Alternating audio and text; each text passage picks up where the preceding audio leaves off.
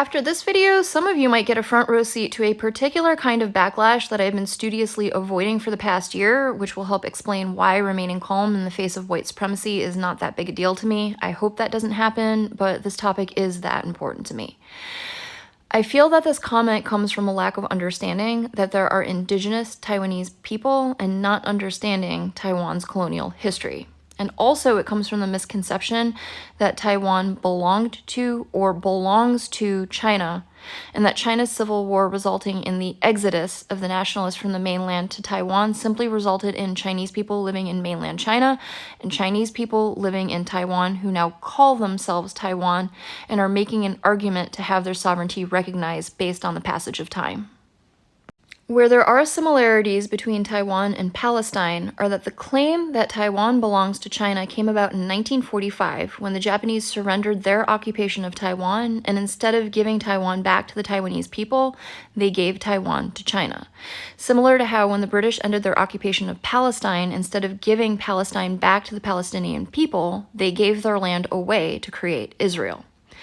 Now, in both cases, yes, there are Jews who were living on that land for a very long time, and similarly, there were people who originated from the mainland who had been living on that land for a very long time.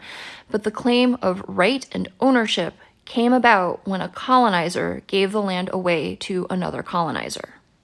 To go a little more into Taiwan's history, there are indigenous Taiwanese people, and Taiwan was colonized multiple times, starting in the 1600s by the Dutch, the Spanish, the Changs, the Manchurians, the Japanese, the nationalist Chinese, and the United States even had plans to colonize Taiwan that didn't come to fruition.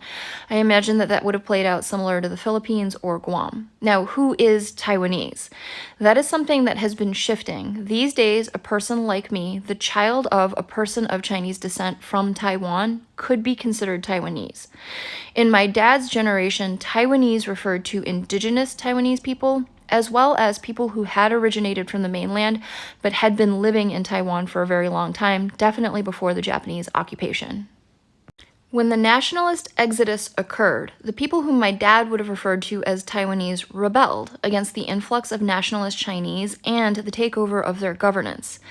The action in which the nationalists suppressed that rebellion was called the White Terror, and the nationalists enacted 37 years of martial law in Taiwan to suppress the Taiwanese people so that they could be colonized.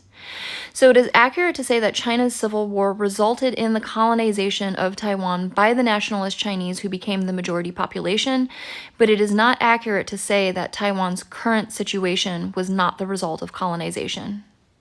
Now, on a brighter note, Taiwan has been engaging in truth and reconciliation. There is work being done to give land back, and they have a promising program with schools and indigenous communities. Indigenous communities are given the autonomy to educate their children as they see fit and to preserve and promote their culture, but the government pays special attention to make sure that these schools have the resources necessary to ensure that Indigenous children can be competitive in higher education and career fields. This is done to address the historical harms of cultural erasure, suppression, and marginalization. For the sake of thoroughness, I'll mention that you'll hear the argument that the only reason why Taiwan has recently started to lean into its indigenous population serves the ulterior motive of creating ethnic distance between Taiwan and China in order to strengthen Taiwan's claim to sovereignty.